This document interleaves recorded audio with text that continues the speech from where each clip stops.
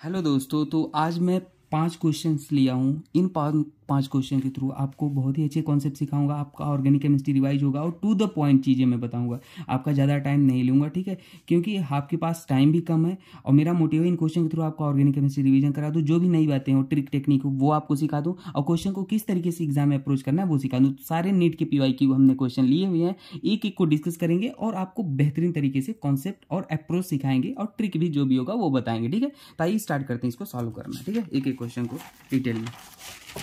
देखो सबसे पहले तो चलो क्वेश्चन अदला बदली हो सकते हैं, आप टेंशन मत लेना, ठीक है ना।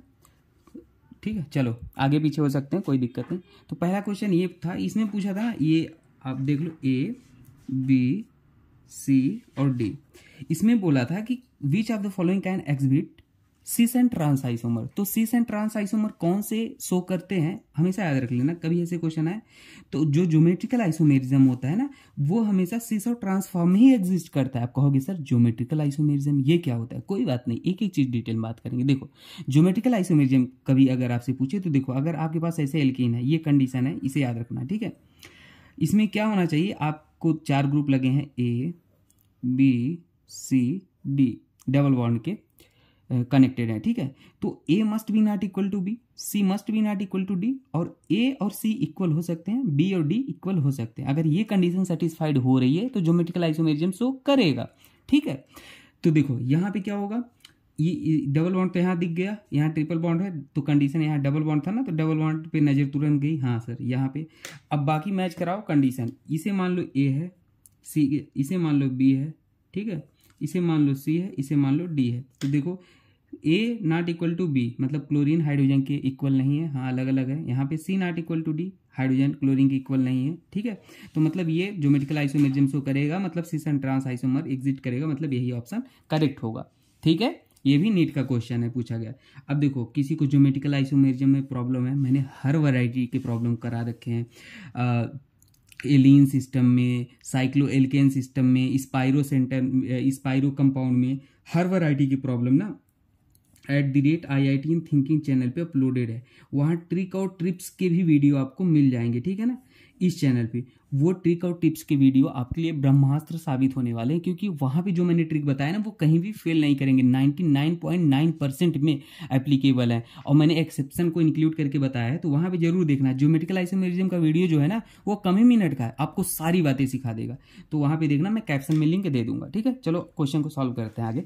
देखो यहाँ पे ये इसमें पूछा था एसडी की स्ट्रेंथ, ठीक है। तो कभी भी आपसे अगर एसडी की स्ट्रेंथ पूछता है ना, तो कॉन्सेप्ट जो बता रहा हूँ इसे याद रखना। एसडी की स्ट्रेंथ में क्या होता है, सबसे पास पहले आपको एक एसडी एसिड गिवन है, उसका आप क्या बनाओ, कंजुगेट बेस। कंजुगेट बेस कैसे बनाओगे, H+ निकाल दो तो कंजुगेट बेस बन गया, यहाँ से H+ निकल गया, ये एनायन है, एक कार्बन आयन बचा, ये बन गया, ये कंजुगेट, एक तरह का कार्बन आयन है, इसी को कंजुगेट बेस बोलते हैं।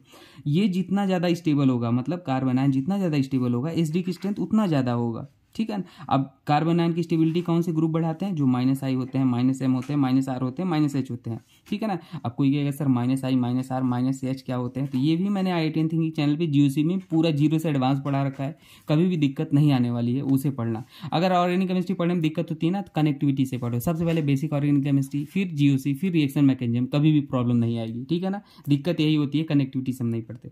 तो देखो यहाँ पे क्या हो जाएगा, ये हमने H+ निकाल लिया, सब में कार्बन आयन बना दिया। अब कार्बन आयन की स्टेबिलिटी देखो, ये sp है कार्बन, ये sp2 है, sp3 है, तो sp का -I सबसे ज़्यादा होता है, फिर sp2 का, फिर sp3 का, तो इसलिए SD का ऑर्डर यही हो जाएगा, सबसे ज़्यादा ये फिर ये, ठीक है, कोई दिक्कत। चलो अगला क्वेश्चन सॉल्व करें। अच्छा, SD क्वेश्चन से कुछ इंपॉर्टेंट बात एक्स्ट्रा बताना चाहते हैं। देखो अगर कभी एक ही पीरियड के एलिमेंट है, जैसे देखो CH4NH3, carbon nitrogen second period के एलिमेंट है, तो एसडी की स्ट्रेंथ उस केस में क्या होता है, डायरेक्टली प्रोपोर्शनल टू इलेक्ट्रोनेगेटिविटी, ठीक है। तो देखो कार्बन नाइट्रोजन किसकी इलेक्ट्रोनेगेटिविटी ज़्यादा है, नाइट्रोजन की, इसलिए NH3 ज़्यादा एसडी होगा। अगर मान लो एक ही ग्रुप के एलिमेंट है तो एसडी की strength directly proportional to size होता है, जैसे फ्लोरीन क्लोरीन एक ही ग्रुप के एलिमेंट है, तो आयोडीन की साइज बड़ा होता है, तो HI की एसडी की स्ट्रेंथ ज़्यादा है फ्लोरीन से, तो ये हो जाएगा। अगर मान लो मिक्स करके गिवन होता है, एक ही पीरियड और ग्रुप दोनों मिक्स कर दिया, तो ग्रुप वाला डोमिनेट कर जाएगा, ठीक है ना, ये चीज़ें याद रख लेना, ठीक है।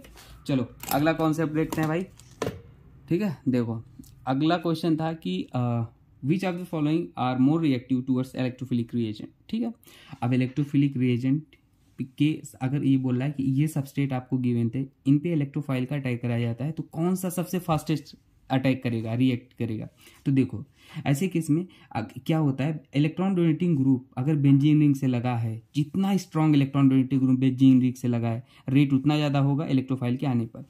आप कहोगे सर कौन से इलेक्ट्रॉन डोनेटिंग ग्रुप ये क्या होते हैं, जो प्लस एम लगाएं, प्लस आई लगाएं, प्लस आर लगाएं, प्लस एच लगाएं, ठीक है। आप कहोगे ये क्या होते हैं, तो ये मैंने जीओ में पढ़ा रखा है, हालांकि बेसिक आइडिया यहाँ भी दूंगा। अब देखो इनमें भी अगर ऑर्डर देखोगे कौन सबसे पावरफुल होता है, रेजोनेंस होता है, फिर हाइपर कंजुगेशन, फिर इंडक्टिव।